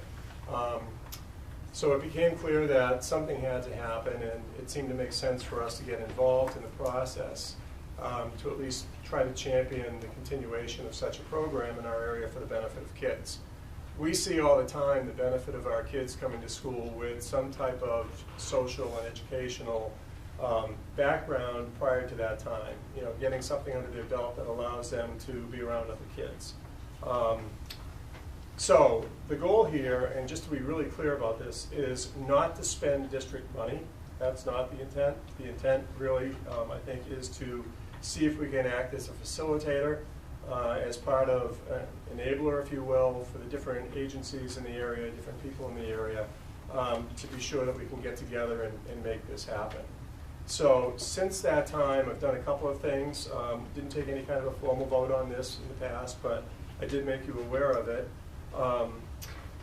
Initially, I had announced, I think at the last meeting, that we had received a $30,000 grant towards this program from an organization, I don't even think I said organization at the time, that felt as though this was commendable action for the school district to be taking. And that, I can tell you that is the Bingham Betterment Foundation. They came out and just said, yes, we're set, you can make that announcement. That's a major gift. That's going to go a long way towards helping this. I've also been having conversations back and forth via email and text and on, I guess, with Dana Bullen, who's the president of Sunday River Ski Resort. And Meredith has been somewhat involved. I think I may have put her on the spot on occasion. But Dana has been very, very supportive. He has said, listen, I completely support this. And I think about a week ago Sunday, maybe, we were going back and forth online. And he sent me an email and just said, listen, I'm willing to put up $25,000, and I'm willing to go out and help you with getting a match to that. So right off the bat, there's $80,000. I've also submitted a grant to the Maine Community Foundation. I'm hoping to hear back on that application at the end of this month, beginning of April. And then we also have a couple of other grant opportunities in the pipeline through conversations that I've been able to have with Department of Health and Human Services, Child, help me, Jeannie. Development Services. Thank you, that's the one I'm looking for. There's too many acronyms to kick around. Child Development Services, and the Maine Department of Education doesn't have any money, but they've been good about helping me connect with these different people. So there are a variety of different grants that are out there. We're actually doing a walkthrough. And I think probably one of the most exciting pieces of this is Tanya Arsenault and I were meeting already with Community Concepts. So many of the things we've talked about tonight have only been able to happen because of collaboration. And just backtracking a little bit, I will say too that the TFA program was what really initiated our ability to get funded through the Learner Grant for the North Star program. So you can go back and connect all these dots. But in the conversation that Tanya and I were having with Community Concepts, I threw out there the fact that we were looking at this, and I invited them to consider sitting at the table. They embraced it. So after spending a bazillion hours during February break trying to get my head around what this thing was called daycare licensing, and developing great admiration for Coral and all those who preceded her, Coral ran a daycare center. It was incredible, the amount of licensing work, fire marshal approval, code enforcement approval. This is what Community Concepts does. So they are looking at getting involved in this with us. They're going to be going through the building evaluation or tour with us on, I think it's March 23rd at the gym. The owners of the gym are still very much hopeful that that can remain an early learning center. So at the end of the day, I guess, my hope would be that we can help facilitate the continuation of that program, help maybe fund the things that Community Concepts can't fund through the money that they get. And I think just from what we've been able to garner so far, a lot of the rent, utility costs, and so on, we've covered for years. And I think that's going to go a long way. Hopefully it will also help ensure that the cost per day that people are charged becomes more affordable for families so that it can be competitive with other places across Western Maine that are doing that. I also want to thank Sunday River. Sunday River has stepped in and they've provided support for some of the families in the area that found themselves displaced. And I don't think there's probably much of a chance that we're going to be up and running, or that they're going to be up and running, or that this group is going to be up and running much earlier than the end of this year or the beginning of next year. But I think that it's very much an opportunity that has got a good chance of being successful. So I appreciate, hopefully your support tonight, which is really just going to allow us to continue building on this progress and collaboration, so that maybe 10 years from now you can have them come and talk a little bit about what we were able to do here tonight. So I thank you so far, and let's see if we can get this thing to work.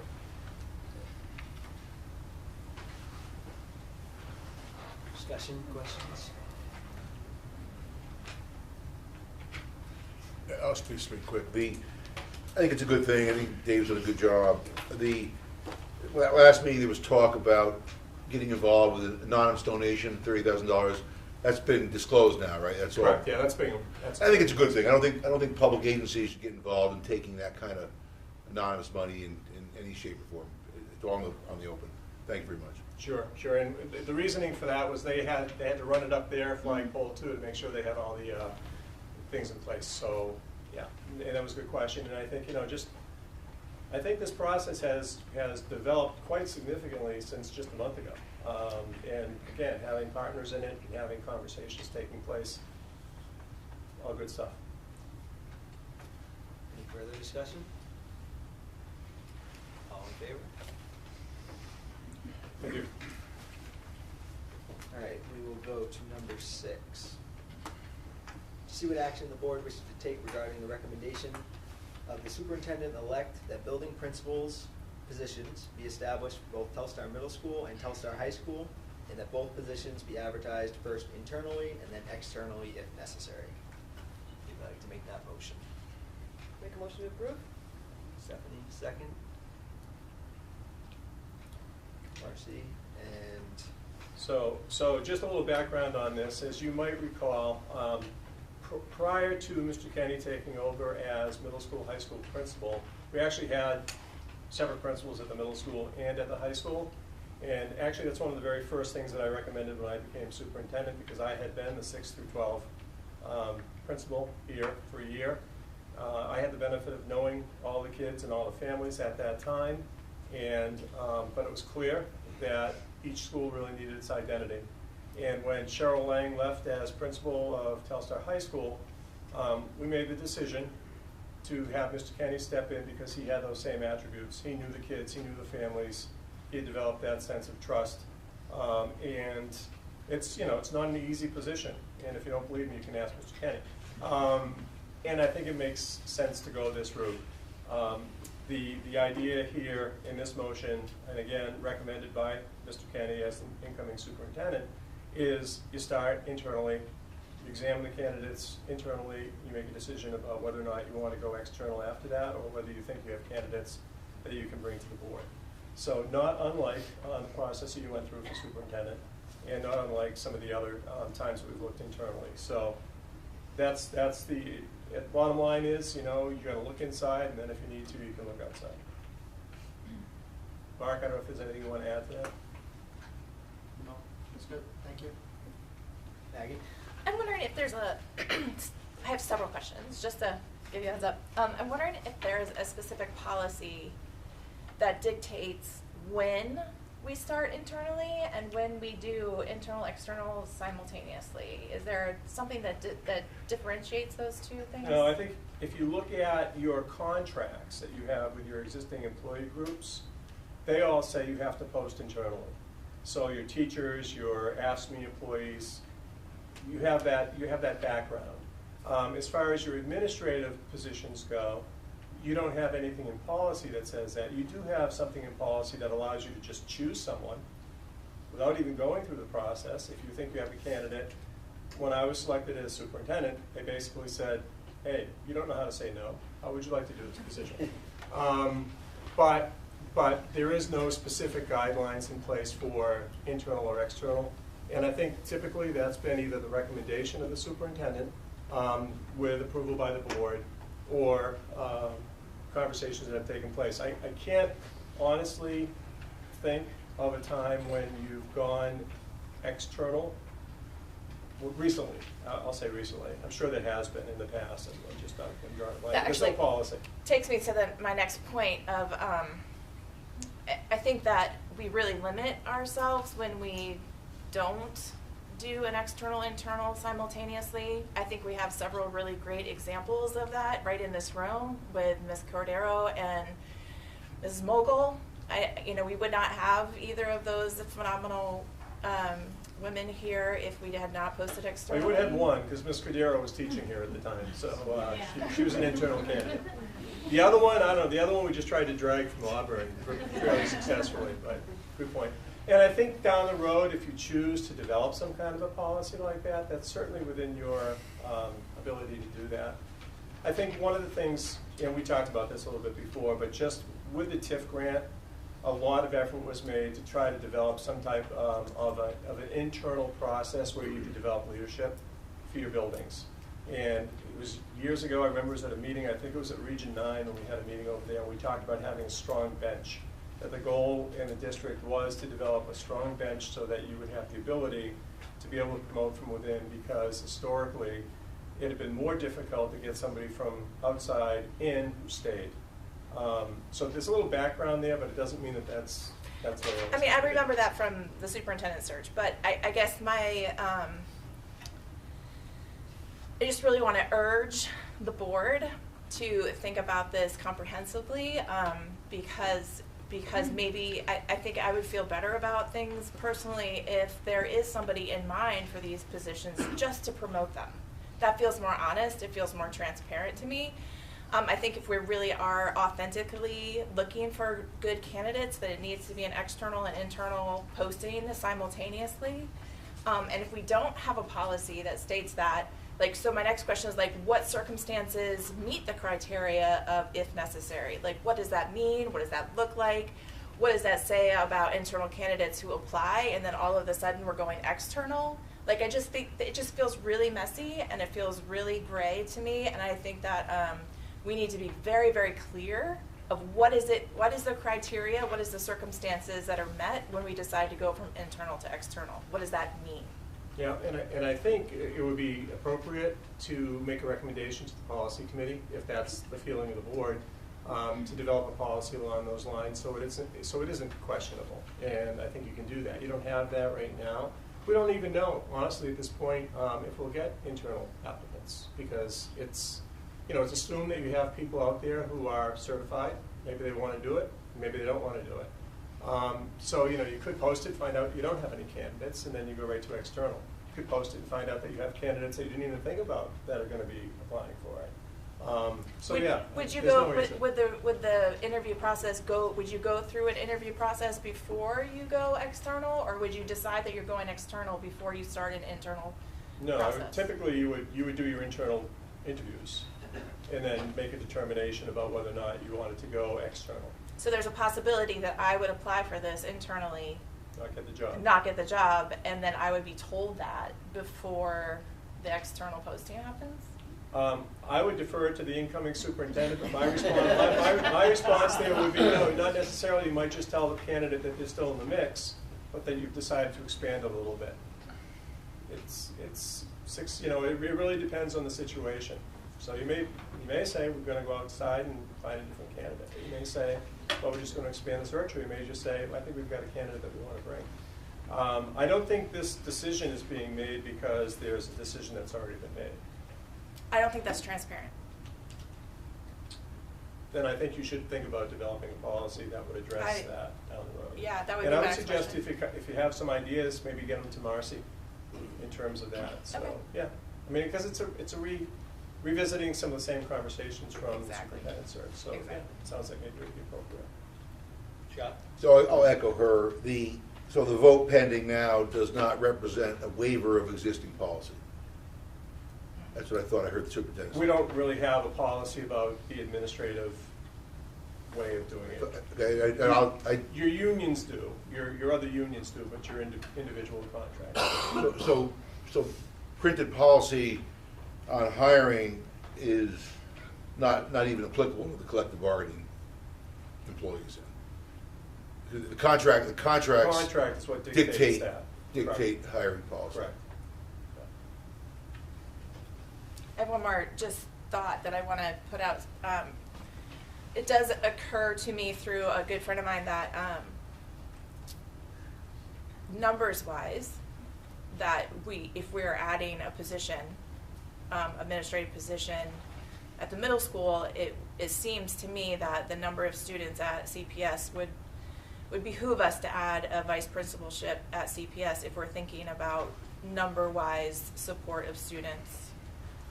To have 2 administrators in middle school and high school, I think is really appropriate. And I think if we're thinking about that in terms of numbers, we need to also consider support at CPS. Yeah, and I will say you're right in that CPS is the biggest school in the district. Singly, it's 280, roughly. 282. Put your mask back on, would you please? Sorry. 282 students, and we have approximately 165 to 175 at the middle school and high school. So part of the conversation that will now take place in the weeks to come as we build into budget will be, what is your administrative setup going to look like in all of your schools? Because right now you have deans in the middle school and deans in the high school.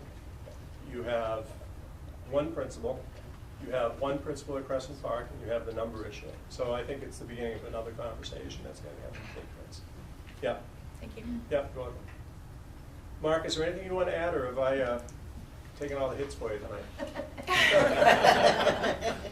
You're in the hot seat. Yeah, right. There's a reason why I didn't want to sit up here tonight. I'm not crazy.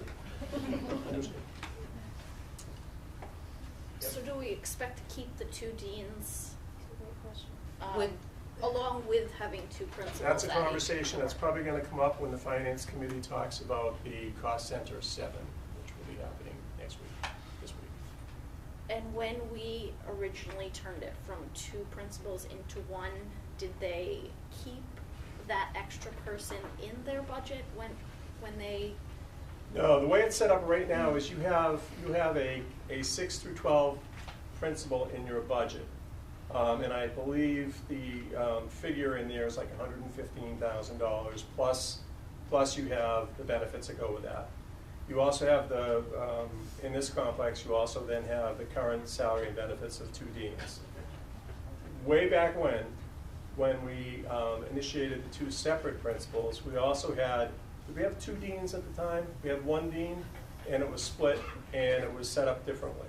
And then as things changed, so did the administrative lineup. So those are conversations that are going to have to take place budget-wise. Because right now, if you take those 3 positions and you lump everything you have together, chances are, I mean, if you do end up going out and finding 2 principals, you know, they're not going to likely be anywhere close to the same salary figure that the 6 through 12 principal was making at the time.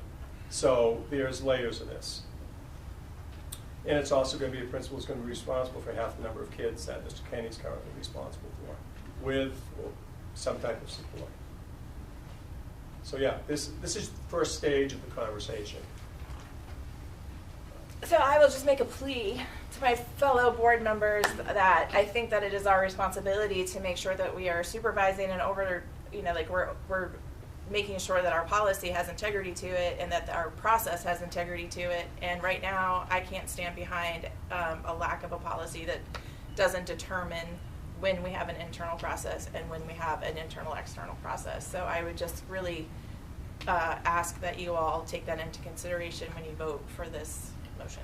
And Maggie, if it's helpful at all, I can put something out there to see if there's any such policy that exists in any other school districts. Yeah. If there is, we can get some examples of that. It's great. Okay. So I would just urge that we wait until we have something. The only challenge you have, just to put it out there about waiting, is that you're going to be in a position where you're going to have to make some decisions about candidates and positions within your district prior to the end of the school year. And I think that was one of the concerns initially about how quickly could we move forward with this process. And so I don't want to complicate things by that. But if you wait too long, you know, you're not meeting again now until April, then to get the process going, it is possible that you're going to be up against it in terms of I would just rather positions. wait and do it right than rush and do it wrong. That's certainly your option. Yep. I think we ought to wait also, Mr. Chairman. I'm with her. That's why I just sit together. David? I'm kind of hung up on the dean thing. I don't mind the principal part of it, but I was wondering, is there any other school districts in the area with the amount of kids that we have that have 2 deans? Or is it just for a dean for the high school, and a dean for the middle school? Yeah, I don't know, there's not many districts that have a 6 to 12 building like we do. So in some of your buildings, you'll have a middle school and you'll have a high school separate. And they might have a principal and a part-time assistant or a dean or whatever. I'm not really sure, David, but we can look into that as well. I was just wondering, with the amount of kids that we have, there's 2 deans necessary for that. Do we have job descriptions for what a principal looks like and what deans look like, so that we can look at that? Because it does make it hard to make a decision. We're gonna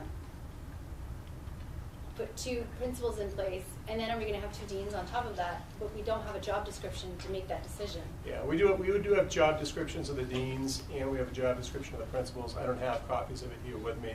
I remember we did put that together back when we hired the deans, and there is a principal's job description. Principal's job description is going to be different, not different, it'll be the same, it'll just be in 2 different levels. Do we have the ability to change this if we don't find someone internally to then post externally for 1 principal position? I'm worried about bringing in 2 people if we have, I mean, our dean positions are filled. Do those people want to be promoted? Do they not? You won't know until you advertise for the position. So I would feel more comfortable with leaving the external open to potentially only posting for 1 principal position if we don't find anybody internally. I think if you approve this tonight, you're gonna find out whether or not it's gonna go external anyway, so I think it would be fair at that point to make a decision about whether or not you wanted to go to 2 positions or go back to 1. I don't think that'd be a problem. Are the requirements or qualifications for the principal position and the dean positions the same? No, principal would have more authority, more responsibility than the dean's position. What would they need, like, I'm wondering if, at risk of displacing the current deans, if they have all the accreditation, certification, everything needed to take that step if they wanted to? They would have to if they were going to apply for the position. Okay, and do Yeah. that conditional Yeah. scenario? Okay. They would have to have an actual certificate in hand in order to be able to start in that position in the fall. This is our first recommendation of the superintendent-elect, and it kind of bothers me that we picked him and we're double guessing what he thinks we need to replace him. Bothers me more than I'm the guy that's sitting up here trying to figure out why. I don't think, if he can get away with 1 principal, I don't think he's gonna have a principal and a dean. I think he's gonna make it work so that it's budget friendly. I have faith. This is the recommendation of the superintendent-elect to move forward with 2 separate candidates, 2 separate positions, and start internally, and then go externally. I'm going to make a comment, not responding to her, but just in general. 11 of 15 school board members had absolutely nothing to do with the selection of the incoming superintendent. That is a public fact. Well, you all voted on it. It was all We voted, but that was at the very end of a very, I think, an unfortunate process, and I'll leave it at that. It has nothing to do with the individual, but it has everything to do with the process that happened here. And that's why I'm a little reluctant to go along with this. Probably makes sense, Dave, but I'm gonna take her away. Let's just wait, or I'm gonna vote against it. Honestly, it's your decision as a board. I'm not trying to force feed anything on this, but, you know, this is the recommendation.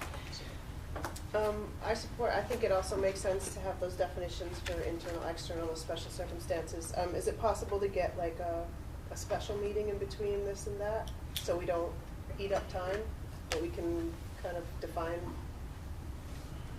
There's a lot going on right now. I'm sure there is a possibility. I'm not sure exactly when that would happen, but we could get something set up. Your next meeting is April 10th, so it's only a couple of weeks away. Are you talking about to develop a policy? To develop, just to sort of define when it's appropriate to go internal, external versus internal. It seems like we're kind of flying by the seat of our pants. Policy would take 2 readings. Right. So you're not going to get that done quickly. It has to come back to you in 2 separate readings in order to get a policy approved. I think Stephanie made a really good point about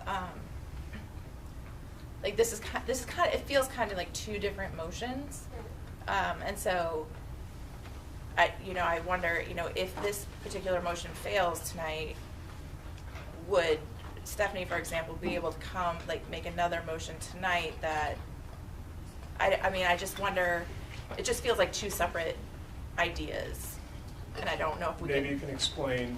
Yeah, I mean, I would make a motion to amend this to just say that we're opening it internally, to revisit it later externally if necessary. Yeah. Because I don't want to be bound to having to post 2 principal positions externally. Sure. I think you can make that amendment. You made the motion. The original motion was made by Stephanie. So Stephanie would have to just accept the amendment if that's. We're going to leave. Can you repeat it one more time for clarification? So, yeah, can you repeat it one more time? Yeah, so just make an amendment to post 2 principal positions internally, and then to vote for external positions if necessary. Not posting them if necessary, but actually voting later on what we would post. So right now, you're just opening it internally. Right. Period. As So 2 I almost, positions. Stephanie, maybe the amendment could just be that. Right, okay. Just leave the avoid any external mention out. of Yeah. external. I would like, what I'm looking for is the freedom to post whatever we want externally should it come to that, and not bind us to 2 positions. So my amendment would be to just strike the "and then externally if necessary."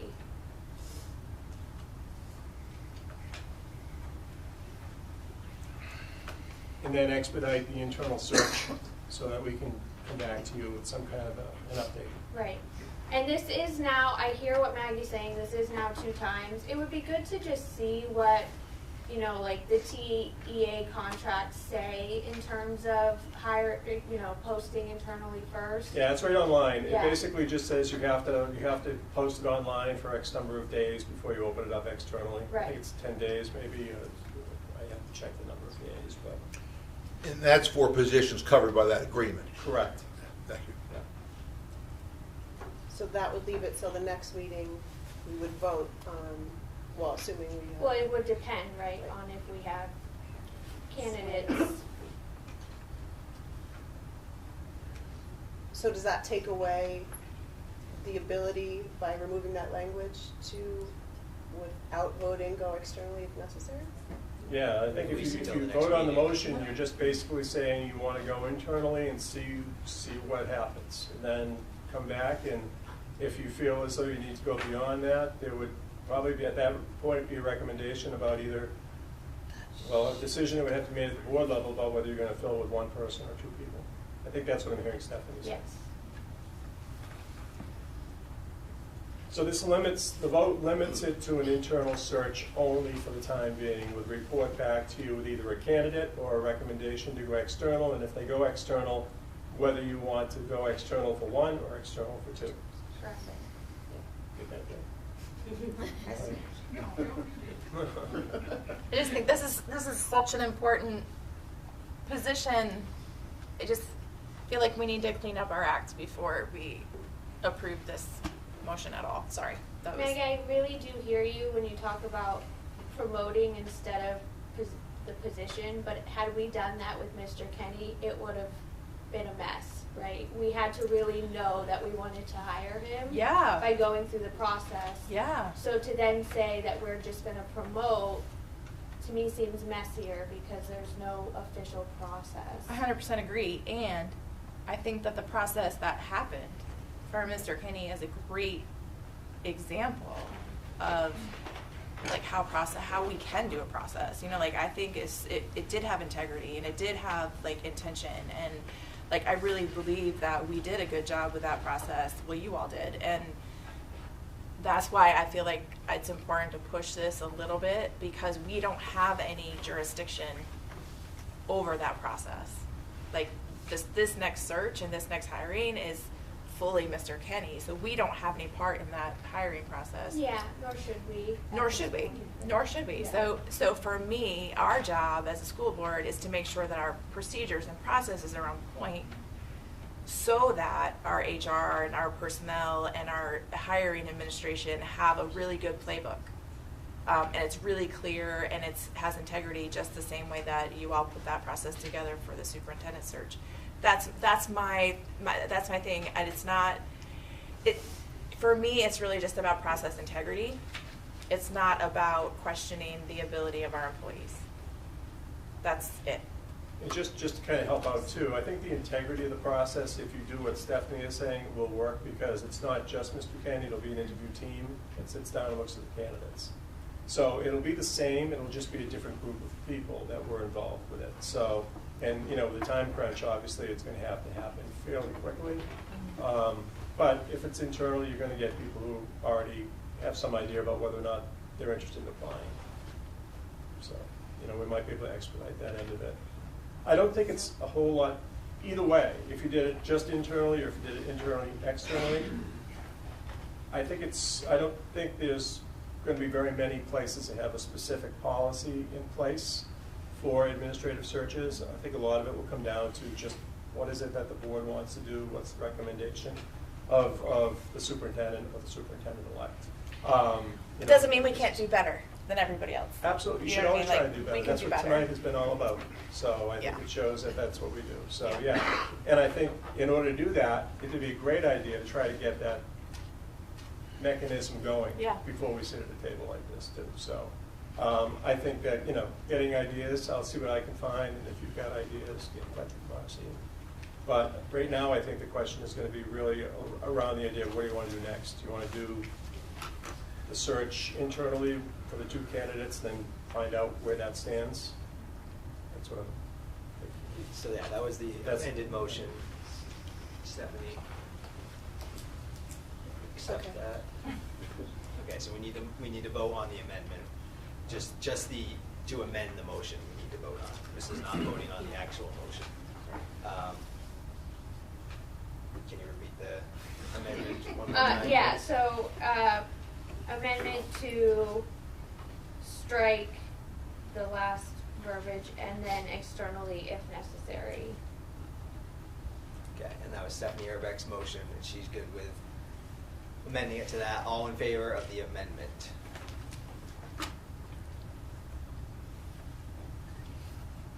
Okay, and opposed? All right, so the motion has been amended to what it reads, with the words "and then externally if necessary" struck from the record. Any further discussion on that motion? Marcy? No, yeah. So I do not disagree about needing a policy in place and for those types of things. What comes to mind just quickly is that we did spend a long time, and it was an arduous process to choose the superintendent. And I think as a board, we all agreed that that was the right choice, right? He is going to be the superintendent shortly. The main part of where my brain goes is that we made that decision, and I feel like we should give Mr. Kenny the integrity that he would be able to make a well-informed decision, whether it be an internal candidate or whether he needs to come back to the board and say, maybe we need to look outside. I kind of feel like looking at criteria for when do you look externally, well, if the candidates don't meet the job description, they don't meet the necessary qualifications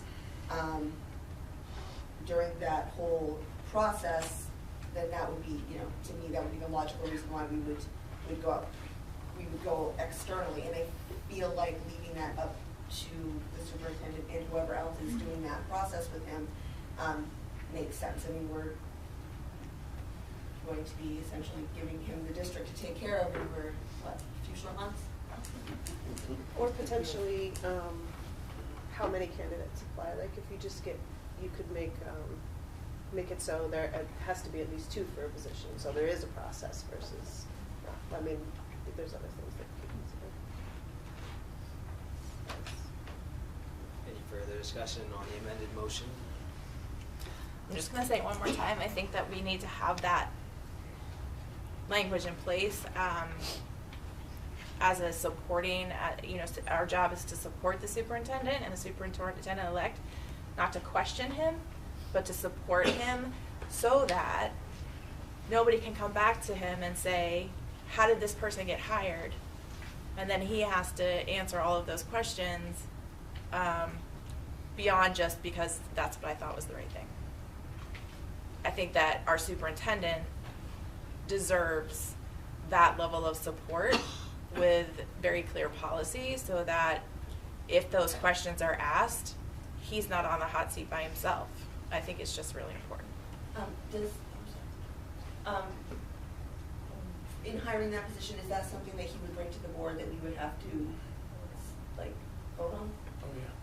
So we could ask the questions at that time, like, what did that look like, what was the process? Yeah, you would get resumes, you would get, the information similar to what you provided to the board. So he wouldn't necessarily be on his own in that process. He would still have us supporting him, having his back, asking the questions, being engaged.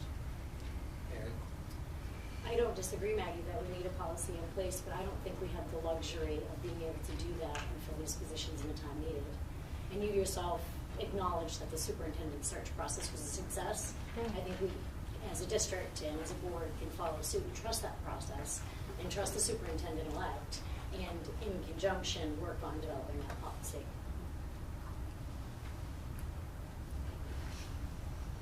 Further discussion?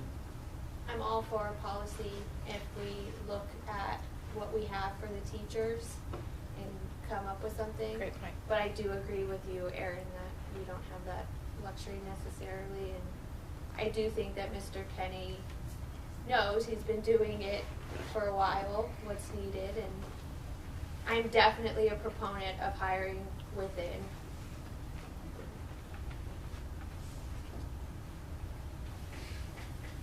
Further discussion? So, again, the motion on the table right now is to approve the recommendation of the superintendent-elect that building principals be established for both Telstar Middle and High School, and both positions be advertised internally. As amended, right? As amended. Last call for discussion, we'll put it to vote. All in favor? And opposed? 3. 12 to 3. Thank you.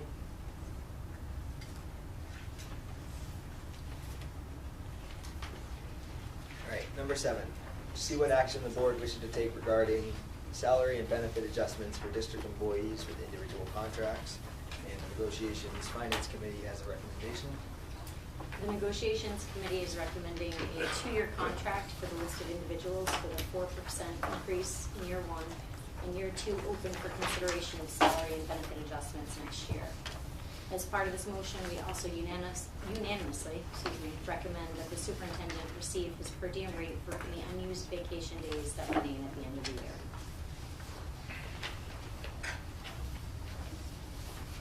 Do you have extras of these?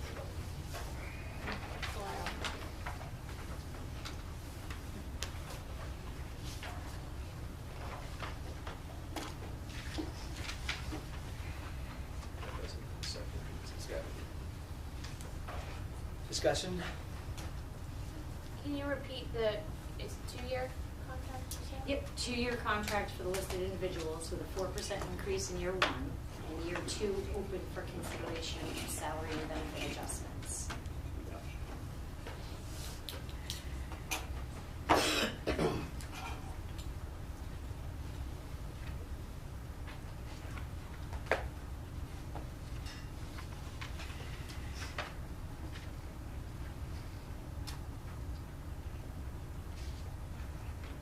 Questions or discussion on the motion?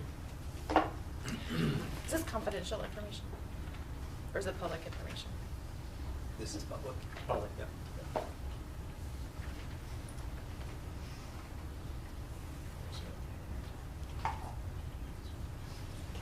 Further discussion? Put to vote, all in favor? Thank you.